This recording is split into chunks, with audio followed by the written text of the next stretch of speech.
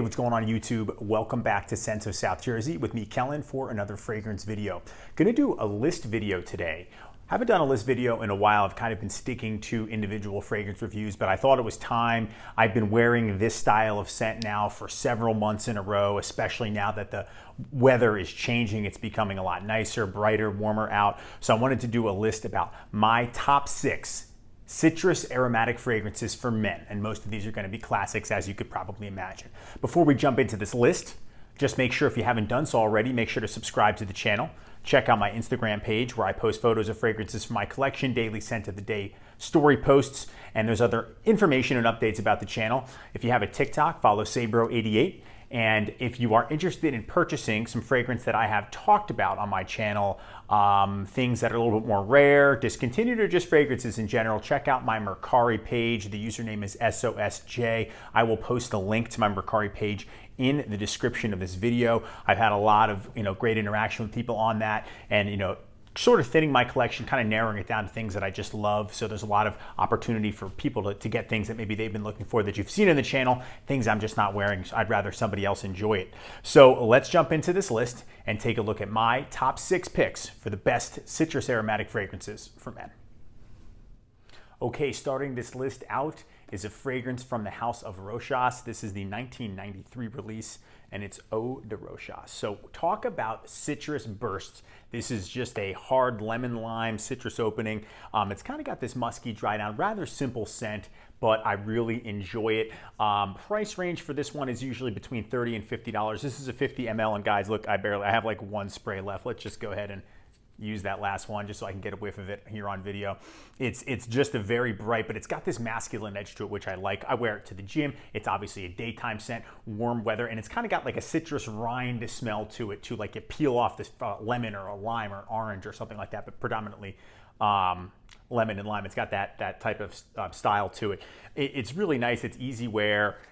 Gym, office, daytime, casual. It's a great citrus aromatic fragrance for men, and it's masculine too.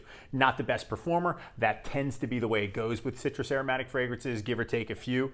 But this is one that's a great pickup, especially if you don't want to spend a ton of money and you like that style of fragrance.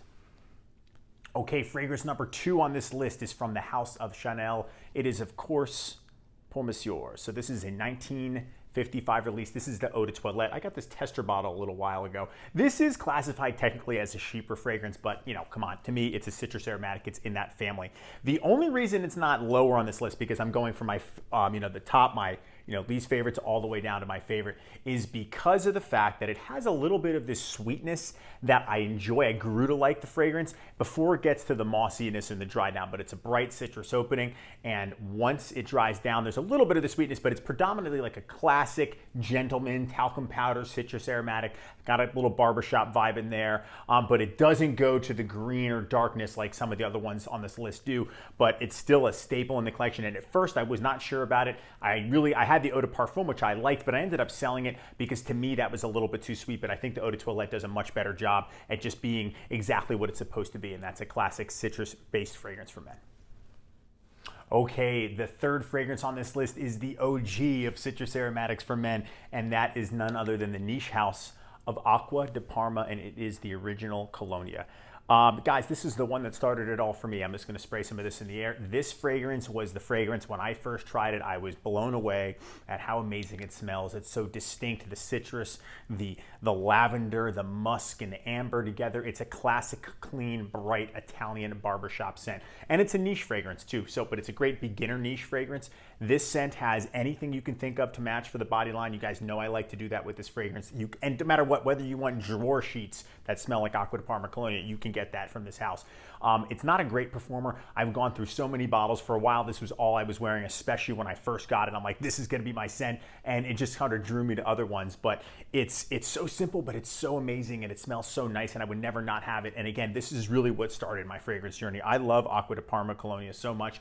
Out of the Colonia line, this is hands down the best one. I think next is Club, and the rest of them I'm really not super crazy about. They make a ton of fragrances, but this is their best one, hands down too. So try it out. You can get bottles online. This is a little bit more expensive, in the $50 to $60 range, maybe for like a 50 ml. This is 100 ml. They have 200 mLs, splash bottles. If you can get that, great. It's not like I think it's, probably in the same price range as the Chanel would be, because that's a high-end designer, just the bar under a niche. Acquadiparma, though, is an original Italian niche cologne, came out in 1916, and then they revamped it when they made the whole Colonial line. And it's just an absolute amazing citrus aromatic fragrance. Summertime, casual scent, but it can go formal because it smells so nice. Do not sleep on this one. Definitely check it out. Okay, we're down to the final three. Now these ones really stand out to me, and this has got to be one of the OGs of OGs. It's maybe the second OG, because Colonia did come out, much earlier than this one. This is from the House of Dior, and you guys probably know what it is. It is SOSJ. Again, 1966 release. It is a textbook definition of a citrus aromatic fragrance for men. This is a current version. It's a 200 ml bottle. Highly suggest you get this size because you go through this stuff. It smells so amazing when you spray this stuff on. It's a burst of bright citrus, but it dries down to a little bit of a dirty green muskiness. There's a dirtiness to the bottom, and that's where that oak moss comes into play. Not too strong, but it's a fragrance that, if you want to apply a lot, you can. If you just want a little, just as a pick-me-up, you can do that too. It's easy to find. The House of Dior, very high quality. This scent is one that I absolutely love when I tried it, and I really wore it. I even got a vintage bottle. Do not worry about getting the vintage. The current formulation is just fine. I've done a then and now on this fragrance, and I do not feel that you need to track down the vintage. I got one. I did not see the differences were worth the huge difference in cost. 100 ml is going to cost more than this 200 ml of current version. So you can get this, just apply a lot of it. They have a full body line. Check that out too. It smells so good. The dry down allows this one to be a little bit more formal of a scent, a little bit more masculine than, say, the Acquadiparma Colonia, which I would say is more casual and not as strong. This one lasts a little bit longer, and when you spray it on clothing, as all of these really will, they'll perform a lot better. But it's just got this certain distinct smell, and it is an absolute classic, and definitely one that you should have in your collection if you enjoy citrus aromatic fragrances. Okay, the final two. This fragrance is something else. It is, I'm just going to say it, it's the 1971 release from the House of Saint Laurent, and it is Pour Homme. Again, YSL Pour Homme. This is like the chorus of the citrus aromatic fragrances. So what I mean by that is it is beast mode, and it is dirty. It's got this tart citrus with a lavender mix, and then this dirty, skanky green dry down. Surprisingly, there's no oak moss in it. I really thought that there was until I looked it up when I did my review of it, but there isn't any. But doesn't matter. It's got a green dry down. Doesn't have the dirty. It does have the dirtiness that a lot of the ones before it in this list just do not have. SOSJ a little bit, but the other two, no way. But this one really turns that up a notch, and it is so distinct, and it lasts a long time. Even if you get the re-release square bottles, those are really good, just toned down a bit. But if you really want to find one, you can get a vintage one. I have a backup of this plus the square bottles. It smells so awesome, and I've learned you don't need to spray too much. I probably would have more if I didn't overspray, but it smells so good, and it lasts a long time on your skin and on clothing, and it smells fantastic. My girlfriend likes the scent. It is so distinct. This one is the scent of Patrick Bateman in the movie American Psycho, not the book, but the movie, which I think is more fitting because he's so obsessed with the status of anything. So Yves Saint Laurent being a high-end brand would make more sense than Paul Sebastian like in the book. But it's a distinct scent. You can wear this one all year round. If you're in the summer or warmer months, maybe just go a little bit lighter on the sprays. In the winter, if you want it to last longer, spray it away. That's what I've done. I think it's all year round. It smells so good, and it's just super high quality coming from Yves Saint Laurent. You can't beat it. This was my number one until I got the next fragrance. All right, everyone, this is my favorite of the citrus aromatics. It edged out Yves Saint Laurent by a notch, and there's a reason why. I have a little bit of a background with this scent, and it is the 1984 release, and that's Armani's Eau Pour Homme. I love this fragrance, and this is the vintage. I'm talking about the vintage. You have to get the vintage one. This is one of the ones where you do want to track down the vintage, and you can find them because they're out there. This one, I think, is a luxury products brand. So this isn't the Cosmar, which I have Cosmar versions. This is just the one I grabbed. They're sort of harder to tell unless you look at the bottom. But anyway, this one I'm going to spray right on skin. This has become one of my all-time favorites. It has such a distinct scent, and I remember my dad wearing this when I was younger, among other fragrances that he had, like Acqua di Selva, but this is one that I know he at least had one bottle of. And when I got it, finally, the vintage form, and I smelled it immediately remembered the smell, and it is that spiced, orange or spiced citrus that then dries down into this amazing soapy soap bar, high end bar of soap smell that sort of keeps in that opening of the dry citrus, but it just becomes soapier, if that makes sense. It's not as harsh. It's sort of a harsher opening, but then it's just an amazing fragrance all around. It's classy. You can wear it into a formal sense. I think that's where the best, going out at night, this is the one you want to pick. You want to stand out. Performance is okay, maybe 6 hours. You spray a lot of it. I've purchased a lot of these because of the fact that I know I'm going to blow through it. You guys see how I use fragrances. When I like one, I really wear it.